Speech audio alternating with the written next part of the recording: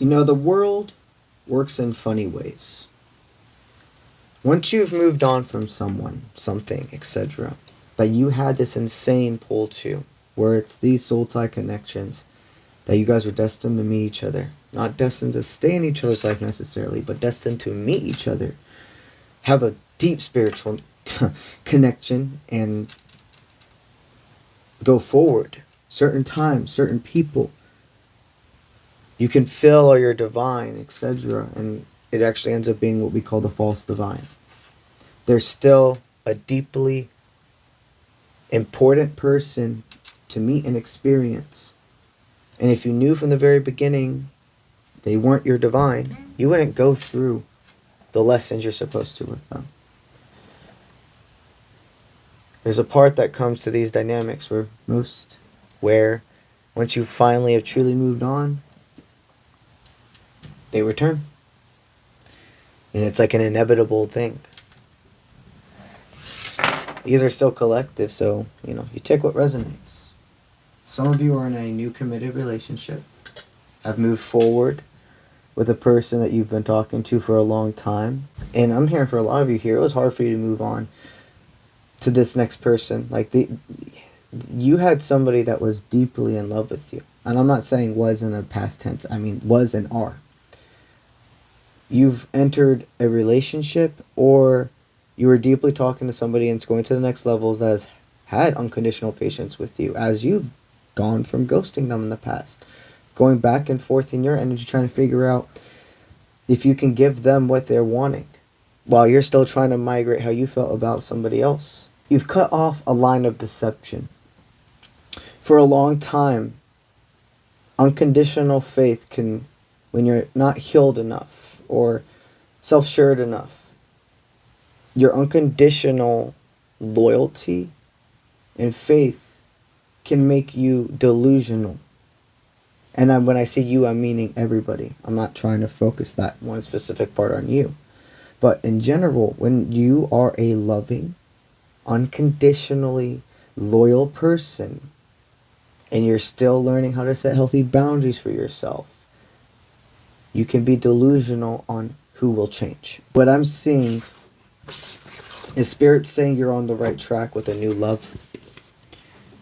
And they want you to be prepared for this person to come back, because I can already tell you without the cards, they ain't the one for you. It's gonna fucking hurt, because they're gonna tell you things you wanted for so long. And I can feel it right in the energy of right now, as if, why? Honestly, at this point, I wish you would have just left me alone, but that's not the point. You guys have a contract to fulfill. The contract is picking yourself.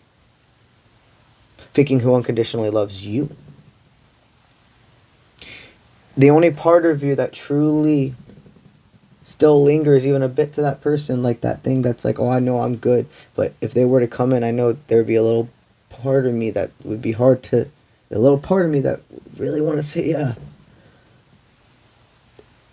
It's still that part of you that assumes what you two could have had in the future together versus the actual reality. This person helped you learn how to balance in life, in relationships, and see that when you have to try harder and harder and harder to a certain extent for a person, it's better to cut it off. It's better to see when we're enabling our own pain. So, to get into the cards, what does Spirit want you to have in your pocket, if you will, for this interaction? Can we get details about if it's in person or if it's over the phone? Okay. So these are collective takes what resonates. For the ones of you here where this is an in-person thing, meaning you're going to be out and about, you're going to be at the movies or at a theme park or out to eat, etc., and you're going to cross paths, giving yourself a second chance. Looks like the masculine is going to present themselves. Yeah. Collective taste resonates. Not everybody here is going to be the feminine I'm talking to. Whoever the other individual is, they're going to be owning their masculine strength to come forward to you. You're not going to see them, they are going to see you. And when they show up in front of you, most likely you will be with your lover. You will be with your partner you have now. And you're going to see and feel just the difference with both of them being there. And I need you to understand that if we try to avoid things, it almost makes it happen more. Avoidance causes fear, which causes you to lose control. Allowing and accepting what is the best chance of things going as smoothly as they possibly can. Spirits, what they're saying to you is, if this happens, don't run away. Don't be a dick. Don't be whatever. Just, they're not saying to, oh my God, hi, how are you, hug, but be cordial. And if this person tries to take it to other levels or etc., this is going to be where definitely it's even more of a split for everybody on depending on your individual lives. For some of you, you may plan to actually meet up and have a conversation of closure. For some of you, that moment right there in front of each other may be the closure. For the other ones of you here where it's not going to be an in-person thing, the person looks like this one will be divine intervention. This will happen if your individual is refusing to do their work so much. Refusing to see the signs of spirit telling them to reach out to apologize or to gain clarity, etc. Totally avoiding it, then that's how they're going to cross your paths, because it's something to do with their guides being like, in the most mundane way possible, our person, they ready to move on. Our person, they're doing the work. And that last little string from your human is keeping them pulling back a bit. So for them to finish contract, we're going to do divine intervention and make both of them cross each other. If we got to give them stop signs and red lights and slow drivers in front of them so they align at the same exact time, walking a certain way, we're going to do that. Because our girl's ready to move forward, truly. And she can continue to move forward, but it's getting harder and harder because of that string.